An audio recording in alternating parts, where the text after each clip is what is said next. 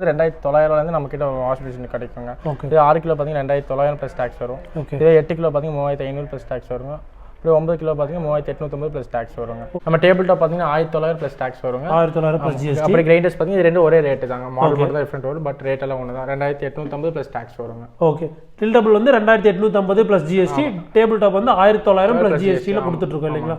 6 KG, 8 KG, 9 KG இந்த 3 வெரைட்டியில் நாங்கள் washing machine தயார் பண்ணுறோம். எங்களுடைய கம்பெனி ISO 9001:2015 ஸ்டாண்டர்டு கம்பெனி. எங்களுடைய தயாரிப்புகள் எல்லாமே 1 வருஷம் உத்தரவாதம் கொடுக்குறோம்.